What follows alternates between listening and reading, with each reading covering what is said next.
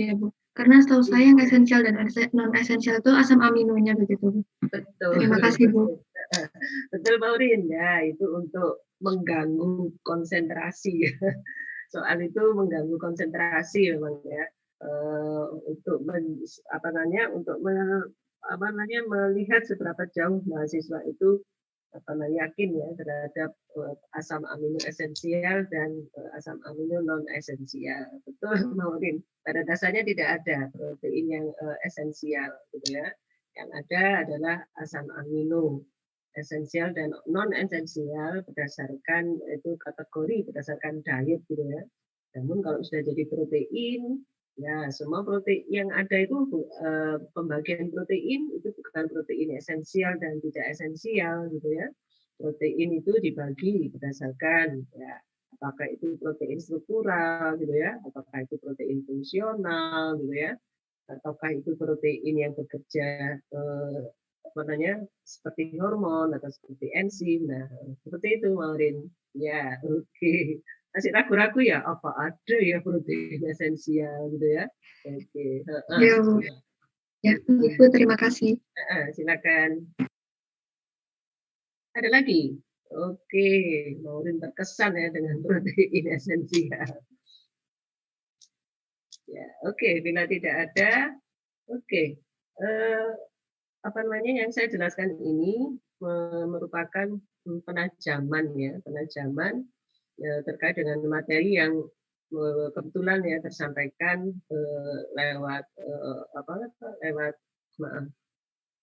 secara asinkron gitu ya, sehingga saya lihat ada pemahaman yang kurang klik ya, ada pemahaman yang kurang klik. Ya oke, sehingga memang ada beberapa hal yang bisa jadi ada pengulangan ya. Namun harapan saya bisa lebih meyakinkan terhadap pemahaman dan mungkin lebih yakin gitu ya terhadap apa yang dipahami saat ini gitu ya. Oke, masih saya melanjutkan sedikit ya dengan protein folding. Protein folding ya, materi yang kemarin ya yang saya share yang sudah saya share sebelumnya, kalau nggak salah saya share di Zoom ya. Oke, ya itu ada bagian yang kemarin saya lewati ya, tapi ini juga menjadi pemahaman yang penting gitu ya. Di soal tadi sudah saya hilangkan ya, karena bukannya belum pernah ya. Nah, ini perlu mendapatkan penjelasan lebih sehingga soal yang berkaitan dengan yang akan saya sampaikan ini saya hilangkan gitu ya. Oke, jadi Maureen terkesan dengan protein esensial. Protein esensial. Ya jelas tidak ada. Ya, untuk kelas biologi molekuler terkait dengan protein itu kalau mau dibagi ya secara umum berdasarkan sifat kelarutannya, ya berdasarkan kelarutannya, maka protein itu digolongkan menjadi dua, yaitu protein fibrous dan protein globular. Ya, bukan protein hidrofobik, bukan protein hidrofilik. Ya, kalau berdasarkan kelarutannya, kalau protein, ya, mengapa tidak bisa begitu Bu? Gitu. Ya, karena protein pada dasarnya tidak ada protein yang 100% hidrofobik dan juga tidak ada protein yang 100% hidrofilik gitu ya. Tidak ada yang 100% ya. Selalu ada bagian hidrofobik, selalu ada bagian yang hidrofilik gitu ya.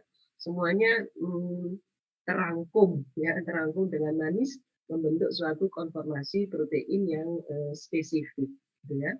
Oke, sehingga yang ada untuk pembagian protein ya terkait dengan strukturnya atau kelarutannya ada protein fibrous dan protein globular.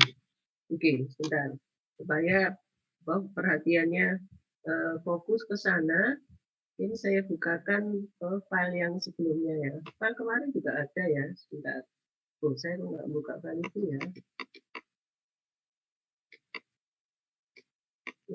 Buka itu saya. Oke, ada protein globular dan ada protein fibrous. Nah, apa itu protein globular dan protein fibrous? Nah, protein fibrous itu adalah dari kata fibril atau serat, ya. Protein fibrus itu adalah protein yang tidak larut air, ya. Protein yang tidak larut air. Semua protein yang tidak larut air itu masuk di protein fibrus. Kok bisa begitu, Bu? Ya, karena komponen utamanya adalah tidak komponen utamanya tidak larut. Kenapa kok tidak larut, Bu? Karena ukurannya yang besar. Nah, dan komponen utamanya itu adalah struktur alpha helix, ya. Jadi struktur alpha helix itu adalah struktur yang berkontribusi pada pembentukan fibrous protein, ya, fibrous protein. Jadi tidak larut air. Apakah semua protein yang tidak larut air itu fibrous protein, Bu? Sangat dimungkinkan, ya, bahwa protein yang tidak larut air itu adalah fibrous protein. Dengan kata lain, bahwa semua protein itu larut air, ya. Hampir semua protein fungsional itu larut air, ya. Apakah protein fungsional itu? Nah, protein fungsional ini yang kemudian disebut sebagai protein globular, ya, disebut sebagai protein globular. Oke, jadi PPT saya kok saya hapus, ya? Bukan saya hapus, saya pindah. Jadinya ganti. Oh ini, oke. Ya, semoga bisa di-share, ya. Kemarin saya nggak bisa share.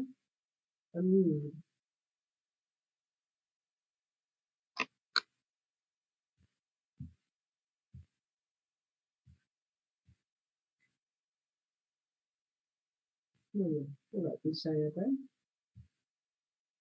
Bisa. Oh, kok yang saya share ini? Kok yang saya share ini? Oke, ini saya tutup. Oke.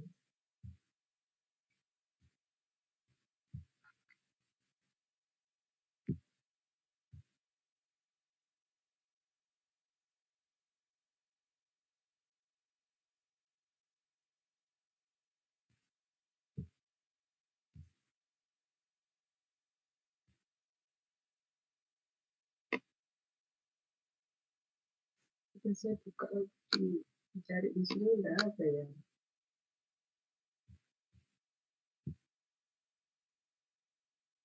Ya, jadinya gabet saya.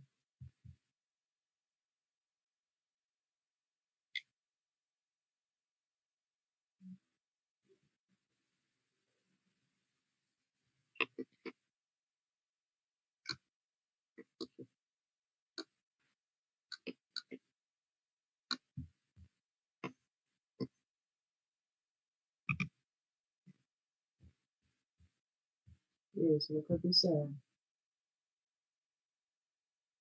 Gimana tadi?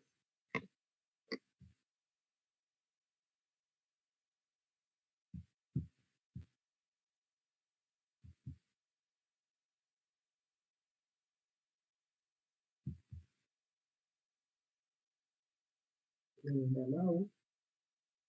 Pause. Ya, seperti yang kemarin.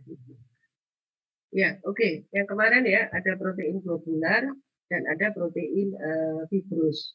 Nah, di apa namanya, protein globular itu adalah protein fungsional, ya, sedangkan protein fibrous itu adalah protein lebih ke arah protein struktural, ya, seperti yang berkontribusi di dalam suatu bentuk, ya, misalnya protein kolagen, gitu, ya, kemudian protein-protein keratin, ya, protein fibroin, ya, fibroin itu juga protein. Fibroin itu apa, Bu? Nah, protein namanya keratin. Keratin itu adalah protein pembentuk rambut, kuku, tanduk, gitu, ya, tanduk, ya, tanduk di binatangnya itu komponen utamanya adalah protein, protein keratin. Ya, jadi protein keratin, kemudian fibroin. Nah, fibroin apa? Protein yang ada di ini spider web, apa itu, ya? Jaring laba-laba, ya, jaring laba-laba. Ya, bahkan apa namanya? Jaring-jaring yang dihasilkan oleh ulat sutra, ya, ulat sutra itu adalah protein juga gitu ya, sutra dipakai oleh baju ya, dipakai sebagai bahan baju ya, tapi kita tidak bisa makan rambut ya, tidak bisa makan kuku gitu ya. Mengapa? Ya karena selain memang tidak bisa dicerna gitu, hanya mungkin bakteri yang bisa mencerna. Ya ini tidak larut tidak fungsional, tetapi berkontribusi kepada struktural ya, protein struktural. Sitoskeleton ya, sitoskeleton itu juga ya struktur tertentu itu adalah masuk protein fibrus ya. Dan berikutnya adalah protein globular. Nah, untuk protein globular adalah protein yang larut air, ya larut air. Sebenarnya dari nama itu kita sudah bisa mendeskripsikan ya bentuknya seperti apa. Kalau fibrus kan dari kata fiber gitu ya. Bentuknya adalah seperti serat. Jadi protein ini adalah strukturnya adalah panjang, ya panjang. Ya, karena itu susun dari alpha helix yang berukuran cukup panjang. Ya, sedangkan protein komponen utamanya dari protein fibrus itu adalah struktur alpha helix ya dominannya ya sampai 80-90%.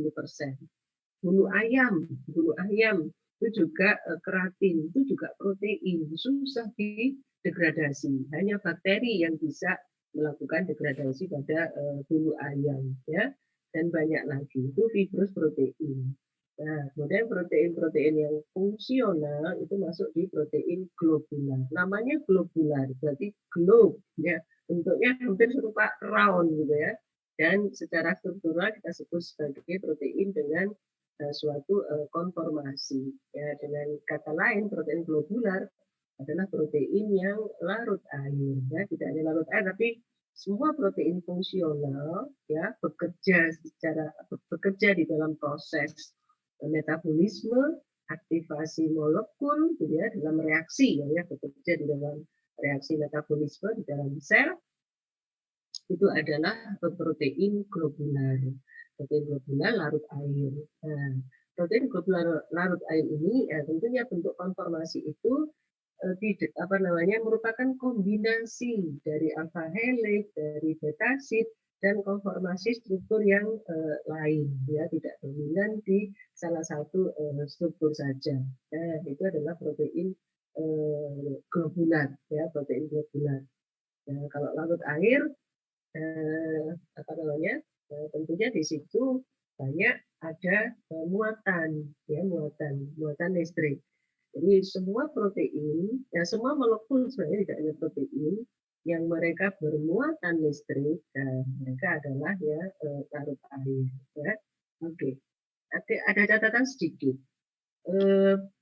Fiber protein bila ukurannya sangat besar, ya ukurannya besar, 500 kilogram lebih, maka dia tidak larut air, gitu ya.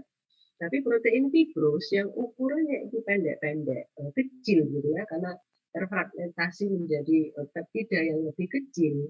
Nah, meskipun dia fibrus, ya aslinya dia fibrus, ya, tetapi kemudian menjadi fibrus yang larut air, ya, bila ukurannya kecil, ya. Contohnya adalah kolagen. Ya, karena ya kolagen ya produk-produk kesehatan untuk kecantikan kulit ya dan lain sebagainya untuk kosmetika. Nah, itu kan ukurannya besar. Pada hakikatnya kolagen adalah protein fibrus gitu ya. Tapi kok dipakai untuk produk kesehatan gitu, jadi obat, jadi minuman gitu ya. Nah, karena pada dasarnya kolagen yang eh, dikonsumsi itu adalah bukan kolagen dalam bentuk yang struktur panjang gitu ya, tapi struktur yang pendek yang disebut dengan peptida dari kolagen sudah difragmentasi menjadi potongan-potongan pendek peptida dari kolagen. Nah, yang ini larut air, gitu ya.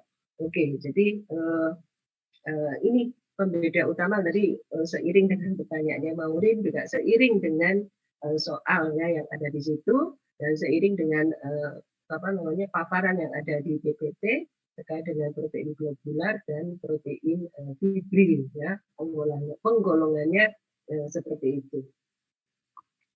Oke, ya ada pertanyaan lain seputar soal? Oke, Maureen, Yudhistira. Ini baru keluar. Bahan ini baru bisa keluar tadi ya. Saya minta. Ya, fibrous atau globular tadi ya. Tidak bisa di share screen sama saja. Oke, mohon maaf. Ya, oke selanjutnya. Oke, sebentar. Saya lanjutkan sedikit masih dengan folding protein. Folding protein. Folding protein. Oke.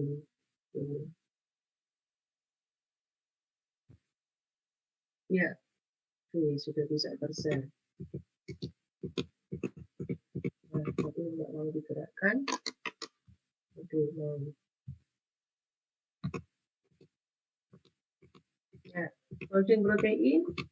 Ya, itu sering ya, termasuk yang sering ya, dan satu topik itu bisa di breakdown menjadi banyak soal ya, breakdown menjadi banyak soal ya, yang itu mohon diperhatikan.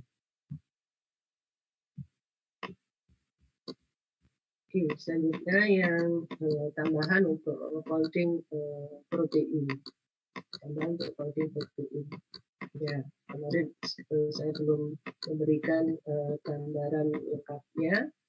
Oke, sekarang saya berikan gambaran lengkapnya bagaimana folding itu terbentuk ya. Oke, kita mulai dari struktur sekunder ya, struktur sekunder. Struktur sekunder ada, oke, biar nggak ngantuk, silakan struktur sekunder apa yang diketahui, silakan chat. Struktur sekunder protein, silakan chat. Oke, biar nggak ngantuk, biar tangannya bekerja. Silakan struktur sekunder protein, apa yang diketahui, apa saja yang diketahui. Oke, masih ngetik ya.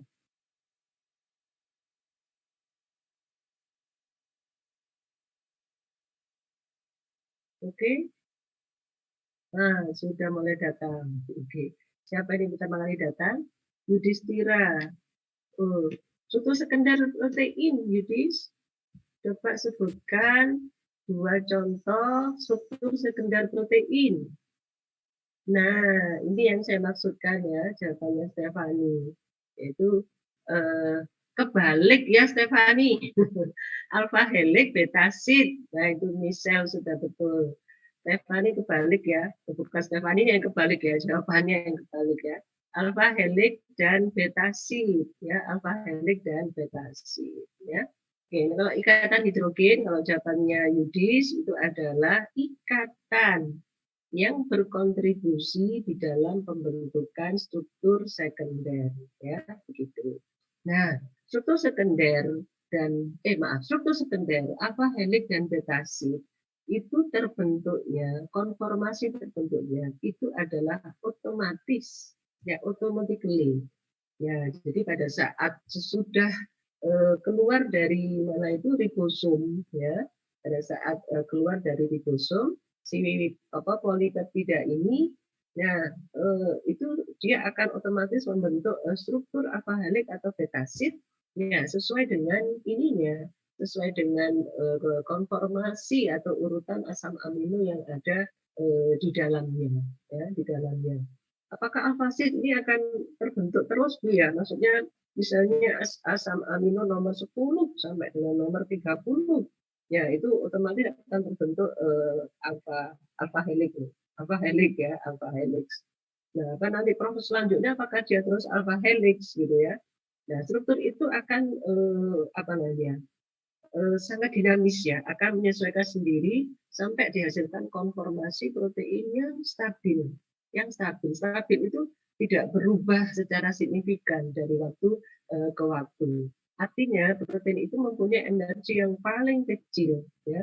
Nanti kalau di mata kuliah bioinformatika akan diketahui bahwa kalau kita diberi sekuen asam amino kemudian diminta untuk membentuk konformasi 3 dimensinya, nah itu butuh waktu ya, butuh waktu untuk running di programnya itu ya, ada yang 10 menit, ada yang biasa, ada yang sampai berjam-jam, ada yang sampai 1 minggu ya, tergantung dari besarnya ukuran dari asam amino tersebut. Ya. Tergantung dari banyaknya urutan asam amino yang akan dikonstruksikan menjadi konformasi 3 dimensi.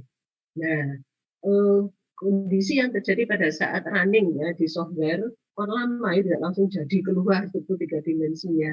Nah, itu kondisinya menyerupai kondisi yang ada di dalam sel, gitu ya. Tetapi sel untuk membentuk konformasi tadi, waktu yang diperlukan hitungannya adalah menit, ya, bahkan detik, ya, bukan jam, ya. Beda dengan software. Ya.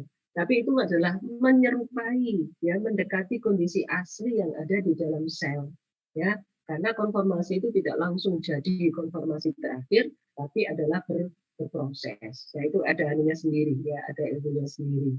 Nah, namun yang pertama kali terbentuk itu adalah alpha helix dan beta sheet, gitu ya. Hokam, ya, hokam. Bagaimana itu bisa tersusun? Mengapa kok dikatakan itu adalah struktur yang otomatis, gitu ya? Oke. Ya, pertama adalah alpha helix, ya. Alpha helix itu oke. Jadi kita kembali lagi ke rangkaian asam amino. Ya, oke. Oke, silakan mencermati ini. Ini kebetulan sudah dipandu, ya. Ini ada R1, ya, berarti asam amino nomor 1, gitu ya. Sebelah kiri amina, sebelah kanan ada karboksil, sebelahnya ada asam amino nomor 2, gitu ya, dan seterusnya. Di mana ikatan peptida, oke, saya review lagi, itu menghubungkan atom C pada gugus karboksil di asam amino pertama, oke, dengan atom N pada uh, gugus amina pada asam amino kedua, ya, pada asam amino kedua. Ya, sehingga kalau di sini atau dimanapun nanti di soal ada R1, R2, R3, R4, R5. Ya, ini sudah ketahuan, di situ ada 5 asam amino, ya. Oke.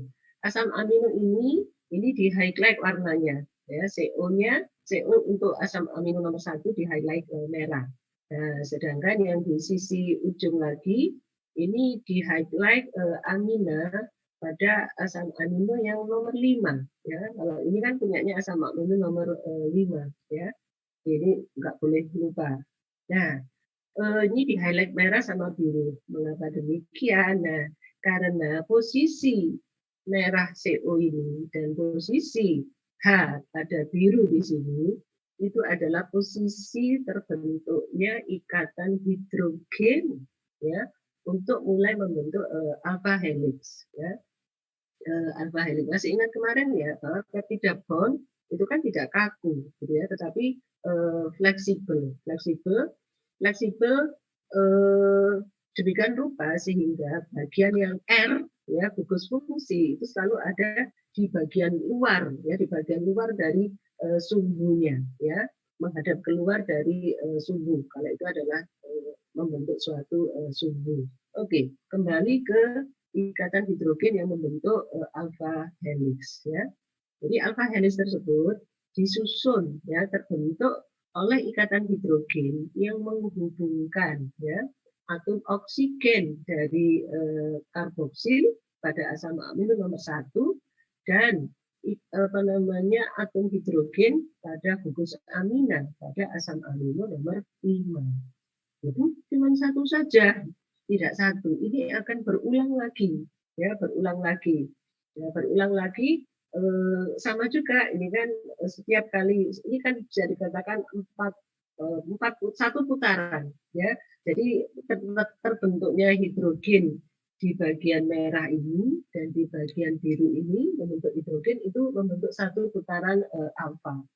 Ya, putaran akan ada putaran yang kedua, putaran yang ketiga dan seterusnya, ya, dengan ikatan hidrogen yang pada urutan asam amino interval yang sama. Nah, itu berulang terus, ya.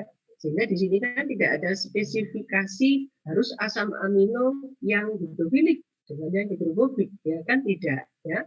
Asal secara periodik asam amino nomor 1 dan asam amino nomor 5 itu berinteraksi dengan ikatan hidrogen, ya, tentunya pada atom oksigen tadi ya, dan dengan pada atom hidrogen. Nah, itu berulang sehingga terbentuklah alpha helix ya. Sehingga tidak perlu ada spesifikasi jenis asam amino tertentu gitu ya. Cuman ada pengulangan urutan asam amino saja, maka akan terbentuk suatu alpha helix. Oke, itu yang alpha helix ya. Mengapa tadi saya katakan terbentuk secara otomatis. Ya, dan ini adalah struktur pertama atau folding pertama yang dialami oleh suatu protein, ya, folding pertama. Nah, ini yang alpha helix. Silakan bila ada pertanyaan. Oke, belum ada. Ya. Si Bu Sri. Oh, silakan. Oke, siapa ini? Yudis ya? Iya, saya Yudhistira Ibrahim. Iya, dari saya Yudhistira Ibrahim dari kelas A, izin bertanya. Ini lebih ke rasa ingin tahu saya sih Bu, mengenai ikatan. Kan ini kalau di gambar contoh kan skemanya ini kan setelah 4 atau 4 asam amino R1 sampai R5 itu kan ada ikatan hidrogen antara oksigen dari asam amino 1 dengan asam amino kelima yaitu hidrogen kelima ya. Nah, dan di sini dari citasi yang Ibu dapat ini kan ukurannya itu 5,4 Armstrong atau 10 pangkat min 10 ya Bu, kalau nggak salah. Nah, ini apakah kalau saya ingin tahu ini kan kalau dilihat kan nih sebelahannya ini kan ada atom hidrogen juga ya Bu. Gimana kalau yang di asam amino pertama itu kan di sebelahnya ada hidrogen dari atom C asam amino kedua. Nah, itu kan ada hal lagi. Nah, itu kan kalau misalkan dari sifat kimia itu kan ada kayak ikatan afinitas, saya lupa nama sebenarnya itu kan ada kayak ikatan antar elektron sama hidrogen. Ini apakah tidak ada kayak terjadi ikatan juga ya Bu? Ataukah ini secara spontan tuh selalu berukuran 5,4 Armstrong ataukah ini relatif ya Bu sifatnya? Iya. Saya ingin tahu. Terima kasih. Ya, makasih Yudis. Ya, oke.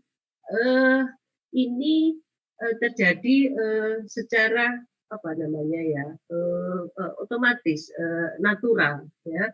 Natural ini terjadi karena ini struktur dari asam amino itu sendiri. Ini kan ada perhitungan dinamika ya dari asam amino atau perhitungan dari sisi kimia fisiknya, gitu ya. Sehingga saya tidak bisa menjelaskan ya kimia fisik yang mana, begitu ya. Ya, namun dari interaksi 4 asam amino setiap kali putaran, nah itu apa namanya menunjukkan apa ya sisi bukan termodinamik ya. Ya, secara kimia penjelasannya yaitu baru bisa membentuk ikatan ya antara O ini ya yang di R1 atau asam amino 1 dengan NH yang ada di asam amino 5 ya, bukan H yang ada di asam amino nomor 2 gitu ya. Oke, jadi secara stabilitas atau dinamika ikatan yang terjadi adalah ini begitu ikatan hidrogen. Ya, begitu Yudis ya, dan ini berulang kembali. Nah, kalau yang Yudis kata ingin yang Yudis tanyakan tadi, kok enggak yang berdekatan saja gitu ya. Nah, kalau yang berdekatan itu juga tidak berdekatan sekali jajaran gitu ya. Nah, kita nanti masuk di bisa dipindahkan. Ya, itu adalah masuk yang di struktur petasid. Ya, petasid. Petasid. Nah, oke, ayo berhenti di sini. Oke. Ya, ini petasid. Oke. Ya, cermat melihat gambarnya ya dan apa namanya untuk melihat gambar yang dilihat dulu adalah peptida backbone ya, jangan lupa peptida backbone. Jadi kalau sudah ketemu peptida backbone-nya, nah, maka cara memikirnya juga menjadi berbeda ya, jangan dilihat ke semuanya dulu, tapi dilihat dulu peptida backbone-nya, dilihat NH-nya ya, aminanya. Amina kan selalu di sebelah kiri ya, karboksil ada di sebelah kanan. Itu adalah orientasinya adalah selalu ke sana, menuju ke sana. Jangan terbalik ya. Ya, sehingga kalau kita lihat di sini itu tadi ada alpha helix ya. Untuk betasid, nah betasid itu juga sama ya. Juga terjadi ikatan hidrogen antara atom oksigen dan atom hidrogen sama gitu ya dengan tadi. Ya, tetapi ini melalui, ya istilahnya dikatakan melalui apa namanya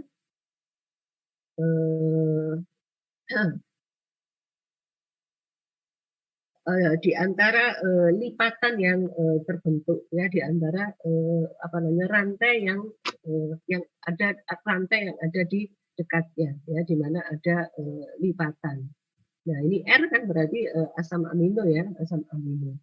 Ya, kemudian yang R di rantai yang satunya lagi itu juga asam amino. Ikatan hidrogennya ada di sini. Dan kita lihat di sini banyak terjadi ada ikatan hidrogen yang terjadi cukup banyak ya untuk setiap O dan setiap H yang ada di sepanjang ikatan ini. Nah, dan akhirnya rantai dari polipeptida itu akan melipat ya melipat. Ya lipatannya itu karena ini diikat oleh ikatan hidrogen ya ikatan hidrogen.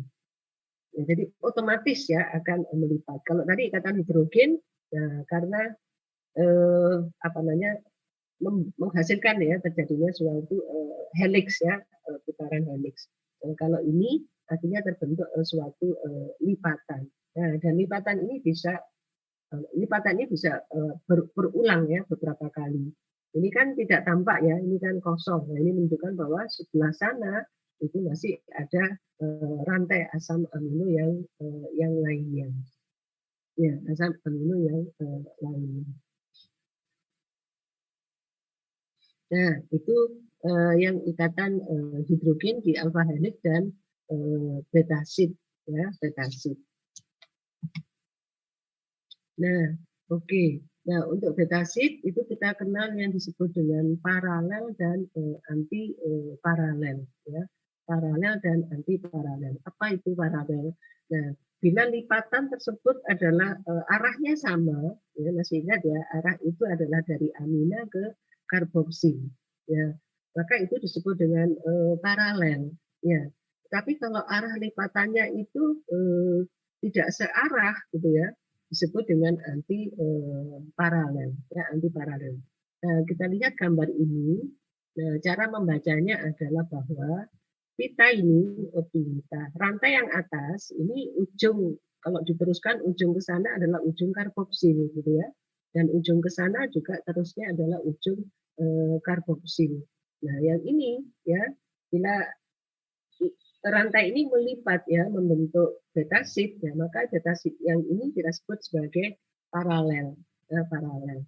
Yang anti paralel yang bagaimana Bu? Kita lihat gambar selanjutnya. Yang anti paralel seperti ini. Nah, ini secara umum gambar ini mengindikasikan. Nah, ini menunjukkan arahnya.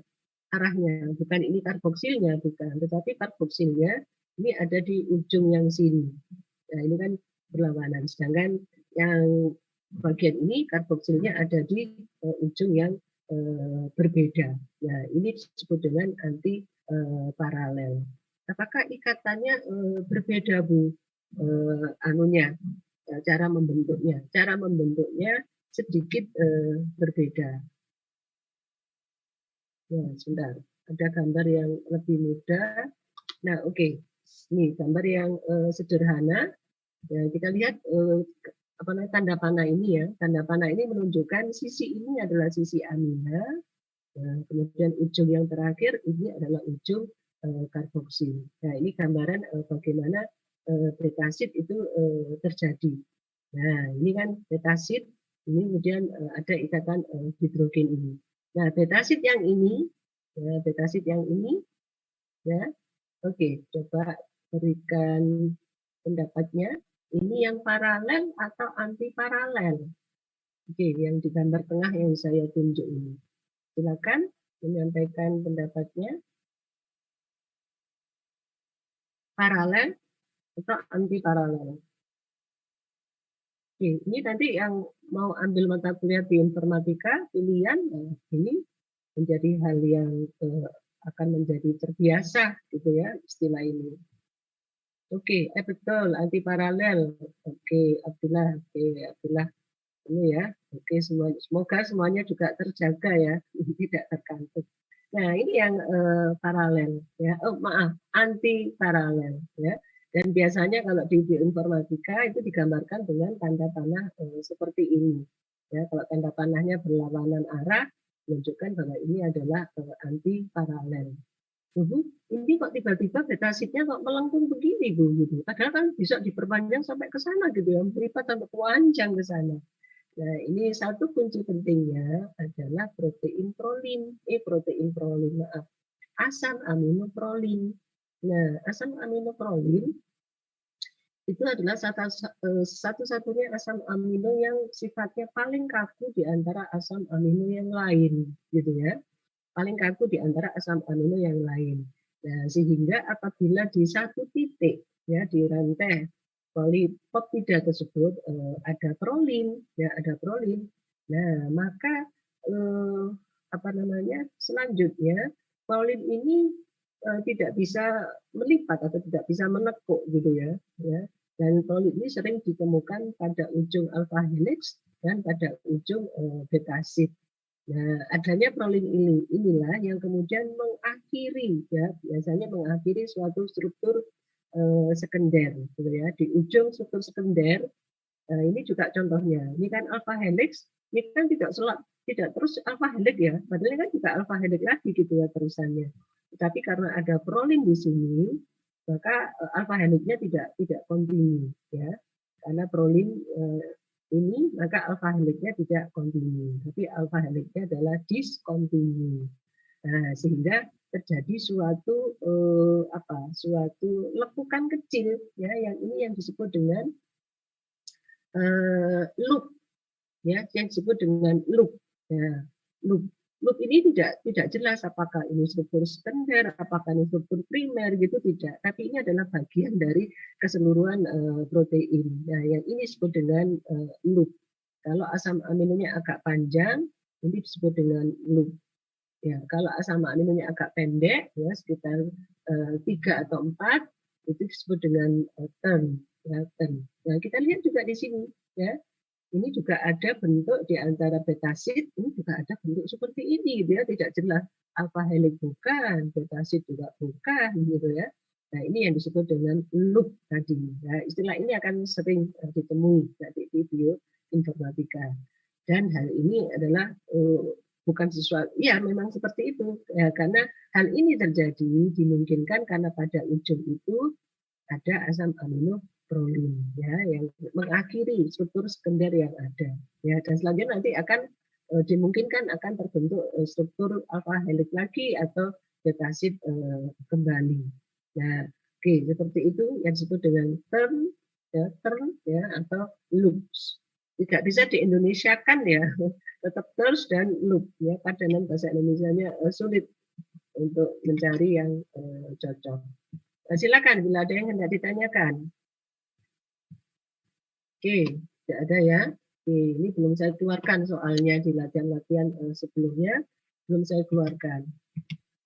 Oke, saya rasa untuk folding saya cukupkan dulu di situ karena sebelumnya ya sudah saya jelaskan ya terkait dengan folding. Nah, kemudian yang ini juga struktur tersier sudah ada di PPT yang sebelumnya ya, sudah ada penjelasan. Menurut saya sudah cukup jelas ya, sudah cukup jelas. Ada satu yang hendak saya tambahkan bahwa ikatan ya yang berkontribusi pada struktur tersier. Ini ada di soal ini ya. Yang pertama tentunya adalah ikatan hidrogen. Kemudian interaksi elektrostatik, ya, kemudian interaksi hidrofobik, dan kemarin saya berikan juga ikatan disulfida ya di antara dua asam amino sistein. Nah, ini jangan lupa ya. Ada ikatan koordinasi dengan logam transisi. Ya, ikatan koordinasi ini istilah yang umum dipakai di kimia, namanya ikatan koordinasi, yaitu ikatan antara suatu molekul apapun dengan logam, ya logam, sehingga disebut dengan pembentukan ikatan koordinasi dengan ion logam transisi, ya, bukan sembarang logam. Logam transisi. Apa itu kelompok logam transisi? Ya, seperti Fe, ya, terus apa? Cu, Zn, Mg, ya, Mg, Mn itu adalah logam transisi. Apa itu logam transisi? Logam transisi itu yang kovalennya mudah berubah dari 2 plus menjadi 3 plus, gitu ya, masih ingat ya, bisa dilihat lagi yang tadi saya sebutkan Fe, Mn, Cu, Mg, gitu ya, Fe itu adalah logam transisi. Jadi terbentuknya keberadaan logam, ya, yang ada di suatu protein. Nah, Bu, pembentukan logam itu apakah disebut sebagai modifikasi protein, Bu? Bukan, ya. Beda lagi dengan yang kemarin. Jadi logam ini adalah bagian krusial dari suatu protein untuk menjalankan fungsinya.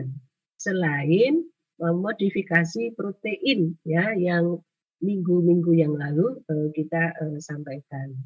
Jadi koordinasi dengan ion logam ini adalah bagian yang tidak terpisahkan dari konformasi protein, ya, sekaligus bagian yang tidak terpisahkan dari fungsi protein. Apakah semua protein itu membutuhkan metal ion koordinasi, Bu? Tidak semua, ya, tidak semua. Ada yang tergantung dari jenis proteinnya, gitu ya. Kalau hemoglobin itu protein, ya, dia butuh metal ion koordinasi. Apa metalnya? Masih ingat hemoglobin? Halo, silakan direspon. Hemoglobin itu protein, dia membentuk ikatan koordinasi dengan suatu logam. Oke, sudah ada yang menjawab. Oke, senang rasanya. Oke, betul. Fine, sel, ya. Fe, gitu ya. Kalau sitokrom, metal koordinasinya apa? Kalau sitokrom?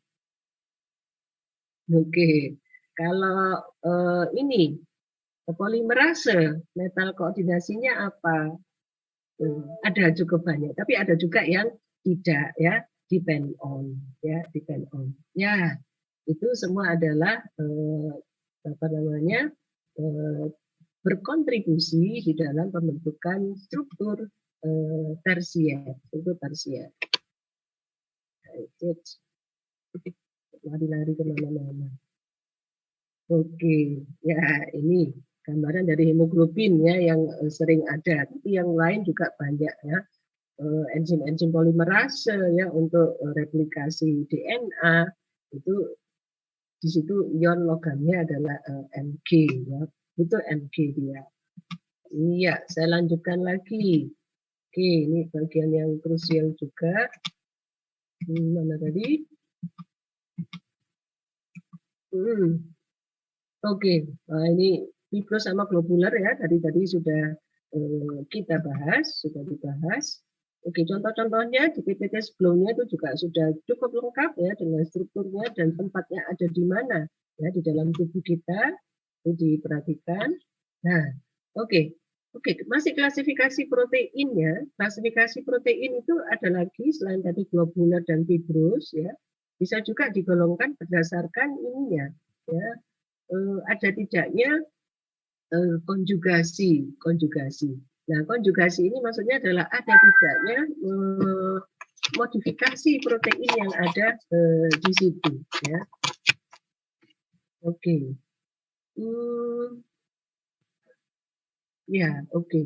Nah, ini contohnya adalah simple protein, ya. Jadi di situ tersusun utamanya adalah dari asam amino saja, ya. Seperti albumin darah, masih ingat, ya. Globulin, imunoglobulin, masih ingat, ya. Bagian dari imun tubuh, IgG dan globulin, ya. Nah, itu containing amino acid only. Nah, sedangkan yang conjugated protein, nah, itu selain ada asam amino selain protein, juga ada komponen gugus prostatik istilahnya, yang kemarin kita sebut sebagai modifikasi protein. Ya, sehingga di situ bisa disebut sebagai glikoprotein, fosfoprotein, nukleoprotein, atau yang lain, ya, lipoprotein dan lain. Nah, itu disebut dengan conjugated protein. Ya, dengan demikian maka ada protein yang punya gugus prostetik ya, ada yang tidak ya. Tetapi sekali lagi bahwa protein untuk menjalankan fungsinya mereka protein tersebut melalui mekanisme yang disebut dengan maturasi protein ya, maturasi protein. Ya, oke. Ini saya lewati. Ya, silakan bila ada yang hendak ditanyakan. Oke, terkait dengan modifikasi protein, ini kemarin saya share jurnal, gitu ya. Nah, namun di jurnal tersebut tidak tercover penjelasan ini. Ya, ini adalah pemikiran mengapa kemudian orang mempunyai pemikiran adanya modifikasi protein, ya, adanya modifikasi protein atau sering yang umum di textbook disebut sebagai PTM, ya, post translational modification. Nah, oke, ini yang keyword utama yang harus dipahami, gitu ya. Apa itu genom? Genom itu adalah keseluruhan gen ya yang mengkode protein. Ya, itu pada manusia ya itu paling tidak ada 21.000 gen pada manusia. Kalau ada 21.000 gen, berarti mestinya proteinnya 21.000, gitu kan ya?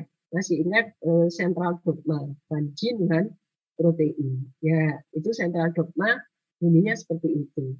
Namun realitasnya ternyata di dalam sel kita, ya, proteom itu kan semua protein. Ya, semua protein yang ada di dalam suatu sel. Ternyata tidak 21.000, lebih dari 21.000, berapa kali lipat itu. Paling tidak itu ada 1 juta jenis protein. Ya, banyak sekali. Dari mana ngomong gennya cuma 21.000? Wah, iya ya, dulu juga bertanya, nah ini dari mana ini? Dari mana? Nah, oke, ini dari gen ke protein. Nah, coba sih ditelusuri, sebelum protein itu kan mRNA, ya, RNA. Coba sih berapa sih RNA-nya? Kalau gennya itu 21.000, mestinya RNA-nya juga 21.000.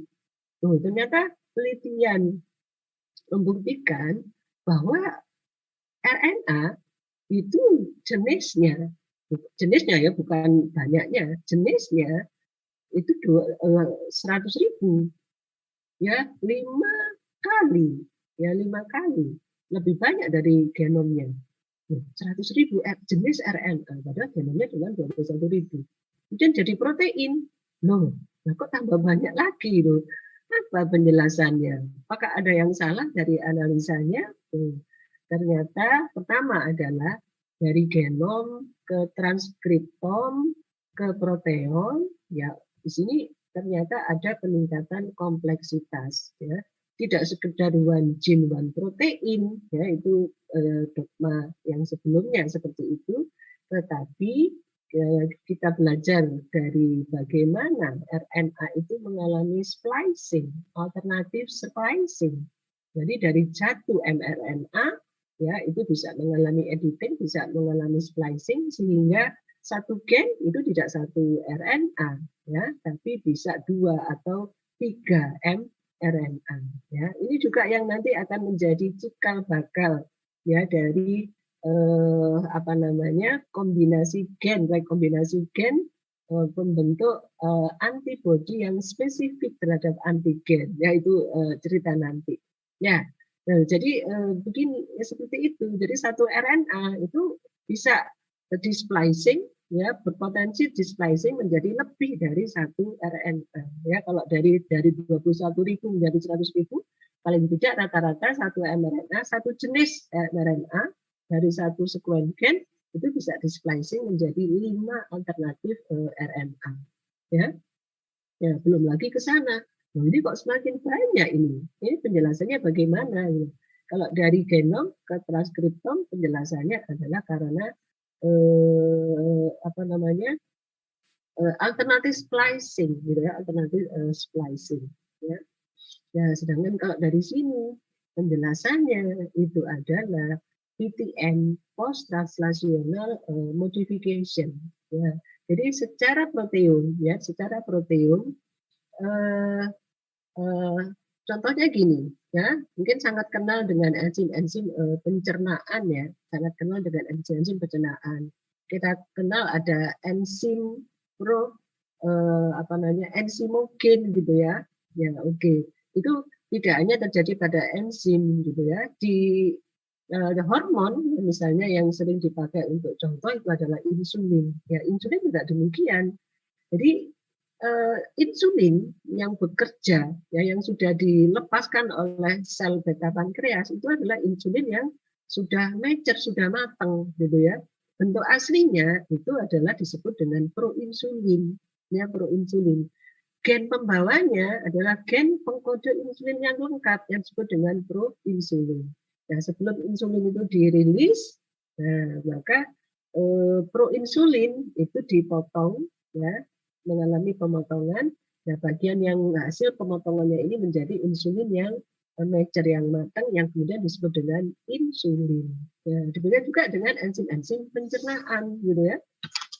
Enzim pencernaan itu kan hanya aktif pada saat dirilis, gitu ya, pada saat sebelum masih ada di dalam sel pencernaan.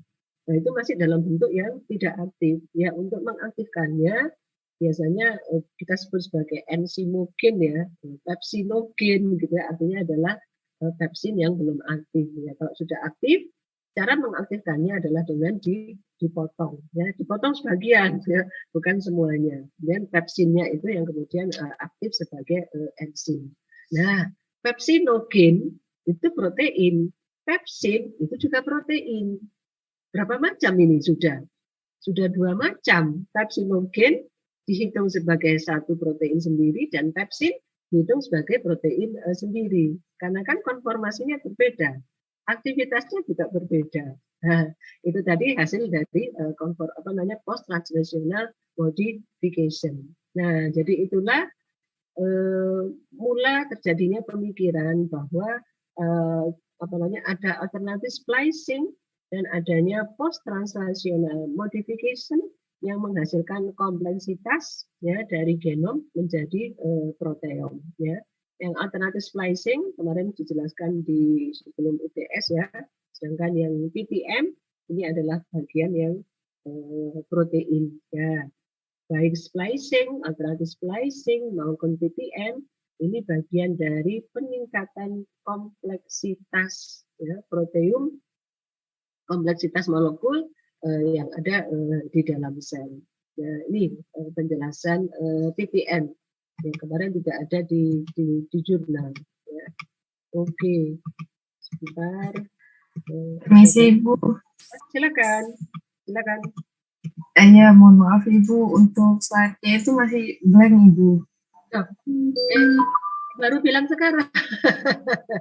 Nah, ini sudah terlihat Ibu. Tadi udah bilang di chat Ibu, tapi seperti belum terbaca. Iya, jadi saya buka kok tidak ada indikasi ada yang chat gitu.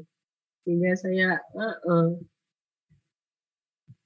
ada yang sempat mengikuti atau ada bagian yang diulang? Iya, tidak tahu. Bagian ini kok tidak bisa di slide show gitu ya. Slide saya yang lain bisa. Oke, ada yang ketinggalan. Informasi saya tadi ada yang perlu disampaikan. Ini anunya sederhana, gambarnya sederhana seperti ini. Ya, penjelasannya yang seperti tadi saya sampaikan, ya, kompleksitas dari genom, transkriptom dan proteom. Ya. Oke, jadi gambarnya tidak kompleks, jadi untuk saya bisa dibayangkan, ya, bisa dibayangkan.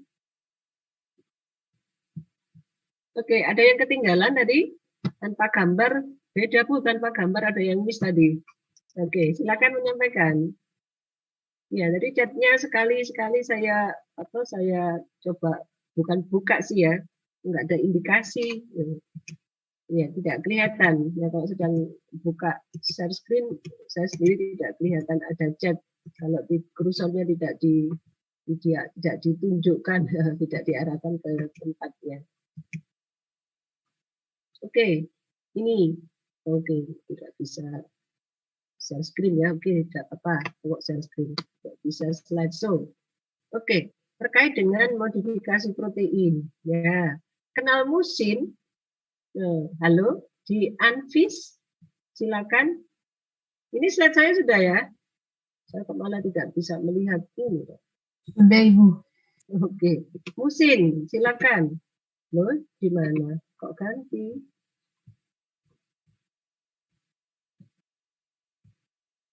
Musin, silakan. Yang masih ingat musin.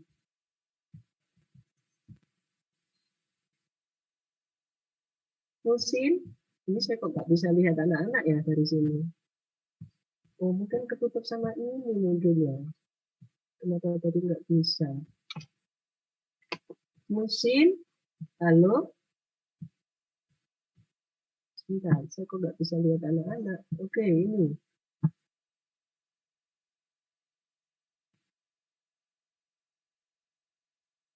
Belum terlihat genom. Oke, ya musin, masih ingat musin? Kalau tidak ingat tidak apa-apa, tulis tidak ingat Bu. Nah, begitu kalau ada yang nanya dijawab ya, meskipun lewat kolom chat tidak apa-apa. Musin, ada yang ingat musin? Kalau tidak ingat tidak apa-apa, dijawab oh tidak ingat ya. Wah banyak yang tidak ingat ya. Sama sekali tidak ada yang ingat musin. Kalau mukosa, ingat tidak? Mukosa, lapisan mukosa. Lapisan mukosa ingat? Juga tidak ingat ya. Oh ya, ada yang ingat. Apa Siti? Siti Sainida? Yang ingatnya mukosa atau musin? Atau mukus? Oke, mukus ya kalau di Anfis ya. Oh, ingat kalau mukus ya. Kalau mukosa, seingat saya itu yang ada di mulut ya, Bu. Oh, mukosa yang ada di mulut. Oke, namun nggak semua, nggak hanya ada di mulut. Salah satunya lapisan mukosa di mulut, gitu ya. Tapi di semua epitel, di pencernaan, di kerongkongan, gitu ya. Di mana itu pencernaan ya, kerongkongan ya, di apa nih saluran nafas. Nah itu juga ada mukosa. Kalau musin, Nur Ilah, musin, ingat apa itu musin? Musin, mukus, mukus. Ila, Siti, mukus. Di Anfis mukus ya?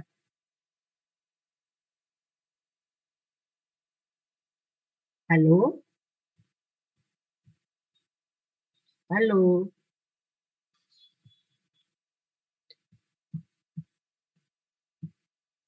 Cairan dari mukosa, Bu. Iya, mukus.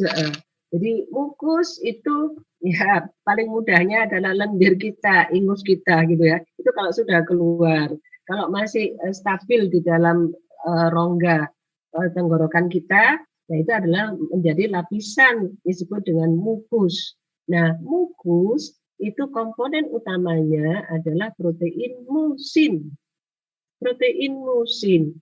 Mengapa ini saya highlight ya protein musin?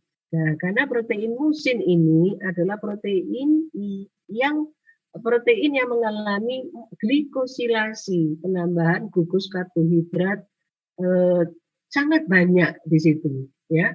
Sampai jumlah karbohidratnya atau berat karbohidratnya keseluruhan itu lebih banyak daripada berat molekul proteinnya sendiri. Nah, protein ini disebut dengan musin. Musin ini dikeluarkan melapisi di lapisan mukosa ya, mukosa di mulut gitu ya, di saluran pencernaan ya. Besok kalau belajar imunologi kita juga belajar mukosa immunity gitu ya, itu musin. Hubungannya dengan PTM apa Bu? Nah, itu tadi ya. Protein musin itu adalah protein yang mengalami maturasi, adalah protein maturasinya adalah glikosilasi, penambahan gugus karbohidrat. Ya, demikian rupa sehingga jumlah karbohidratnya itu lebih banyak dari proteinnya. Dan fungsi musin ini menjadi fungsional ya, melapisi atau melindungi lapisan mukosa yang ada di bawahnya. Nah, tadi kan glikosilasi kan penambahan gugus karbohidrat ya. karbohidrat yang ditambahkan itu tidak satu macam, bermacam-macam, banyak sekali, ada kombinasinya.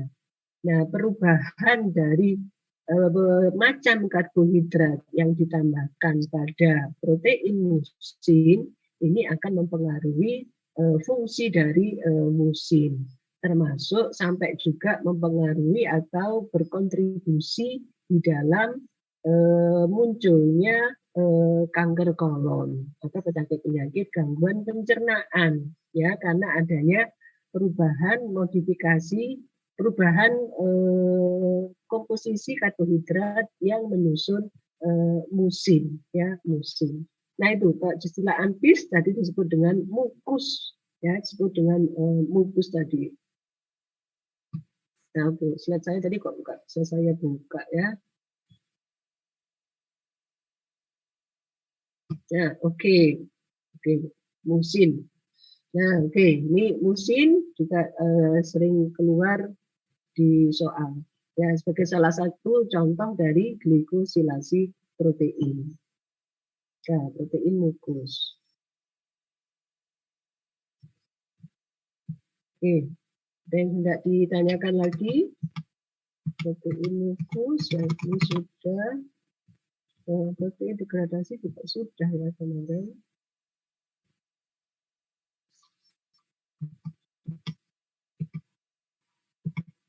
Nah, oke. Nah, sekarang oke, semoga bisa. Tidak tahu ini kalau kelas bilang slide saya kok pada nggak bisa dibuka ini.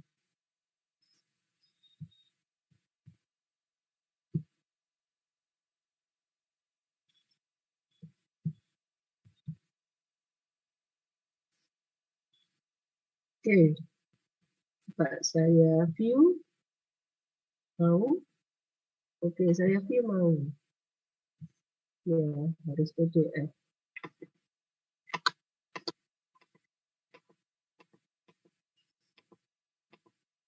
Oke, ini topik saya yang terakhir, ya, yang di 2 minggu lalu. Ini saya review lagi. Ya, sekaligus saya review untuk menyiapkan di ujiannya, ya. Oke, ya, kemarin saya sampaikan bahwa protein degradasi itu, oke, enaknya saya tanya aja, ya, sambil belajar. Fisiologi atau patologis, ya? Silakan, fisiologis atau patologis?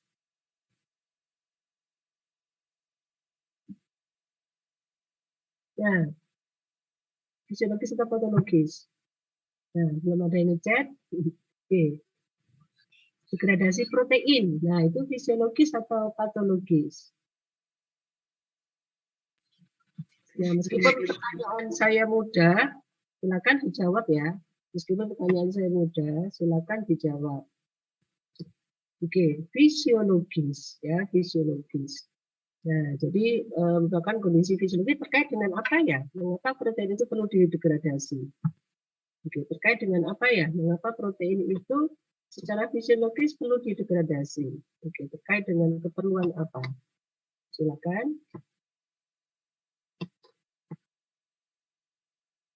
Oke, terkait dengan keperluan apa? Kalau belum tahu, tidak apa-apa disampaikan. Belum tahu, Bu. Belum dijelaskan, Bu.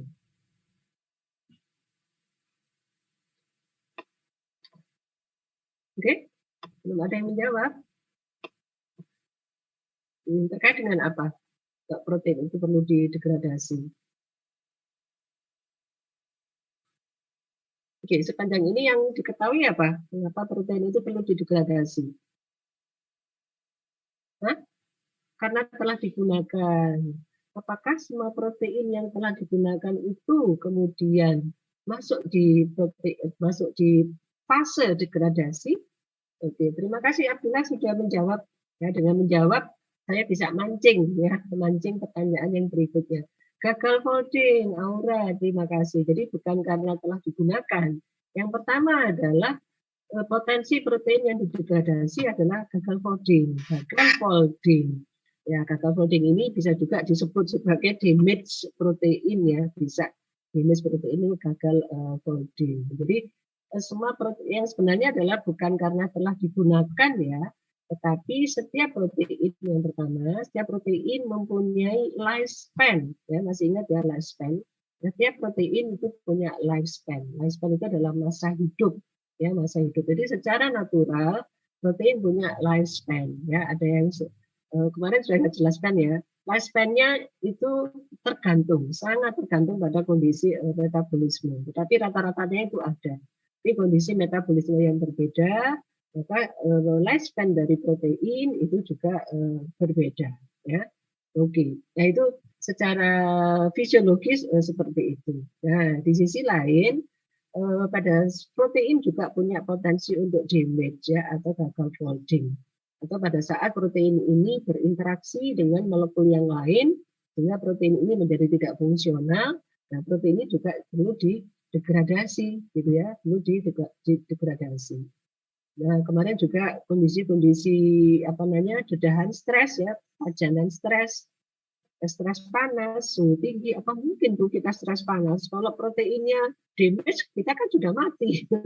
Ya, sangat mungkin seperti itu. Tapi kan juga tidak sampai mati gitu ya. Nah, karena di dalam sel ada mekanisme untuk protein yang didegradasi, itu ada mekanisme untuk recovery, ya recovery. Ya, sampai kondisi memungkinkan. Ya, intinya kita secara fisiologis tidak sampai mengalami kondisi patologis ya karena protein kita mengalami kondisi stressing ya karena mungkin paparan suhu tinggi misalnya ya oke di luar itu.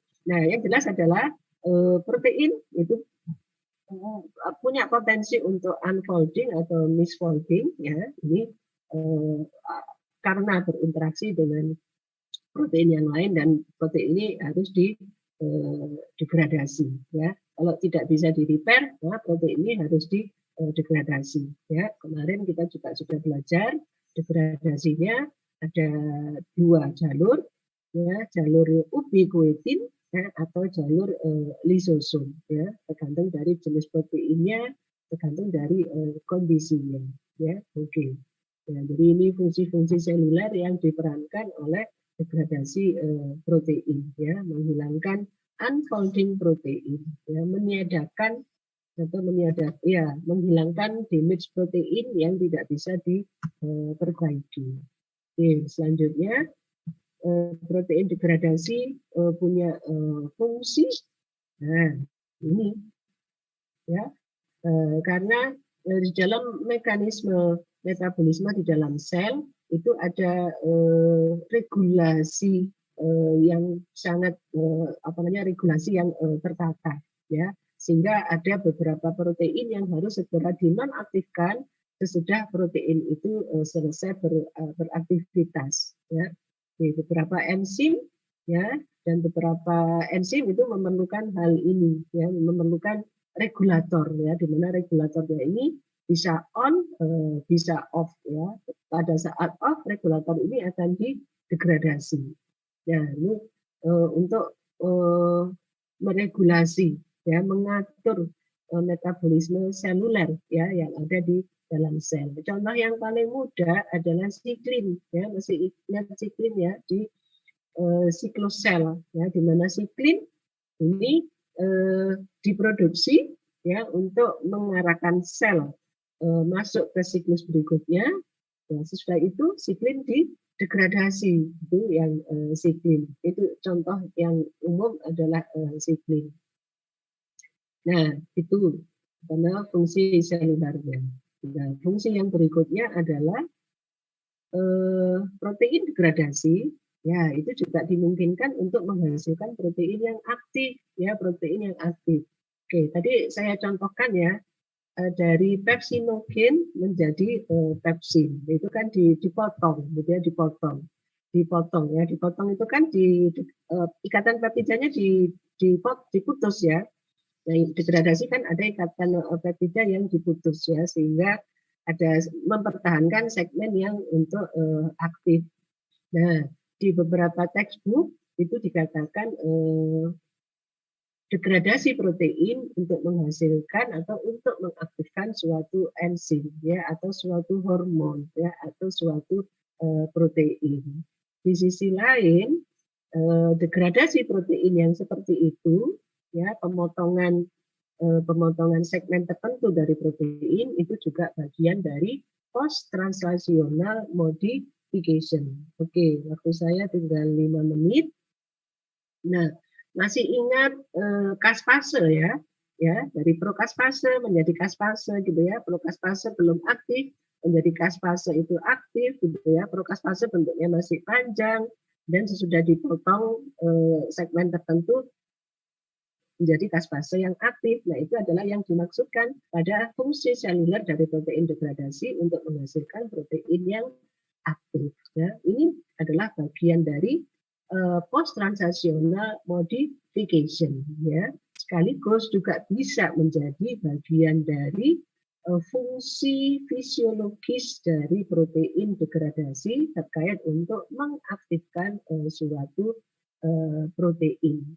Ya, seperti itu. Ya, ada pertanyaan? Dipersilakan. Oke, nah ini fungsi fisiologis yang berikutnya dari protein degradasi. Nah, ini juga ada di WPPT yang sebelumnya, saya review lagi. Kaitannya adalah dengan turnover, masih ingat ya? Turnover asam amino, menyediakan pasokan asam amino yang cukup gitu ya. Ini disebut sebagai recycling asam amino ya. Jadi sebenarnya asam amino tidak selalu diperlukan dari luar gitu ya. Tentunya utamanya yang esensial ya diperlukan dari luar. Tapi yang non esensial bisa dihasilkan dari mekanisme degradasi protein yang kemudian berkontribusi pada recycling asam amino. Kemudian berkontribusi di dalam penyediaan pool asam amino, ya, pool asam amino. Nah, ini fungsi-fungsi fisiologis dari protein degradasi. Oke, selebihnya kemarin sudah tersampaikan ya, bagaimana mekanisme dari pathway ubiquitic dan pathway dari lysosomal pathway.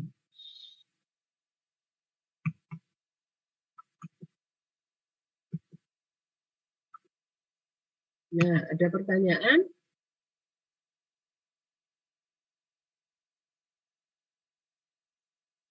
Ada pertanyaan? Tidak ada?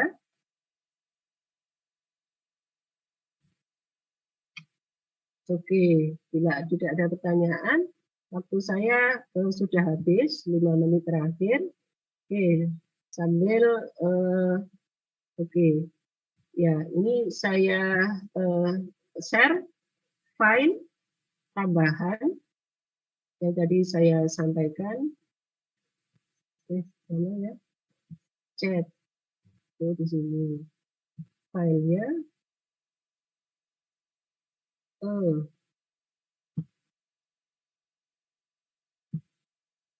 Ada di Biomo. Itu tadi ada PDF, ada PPT.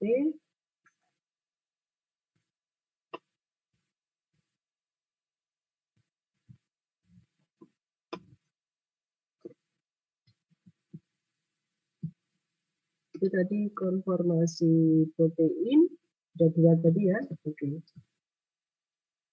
2 tambahannya hari ini. Oke, bagian dari PPT, sebentar. Kok tidak mau? Oh, harus satu-satu. Oke. Satu-satu.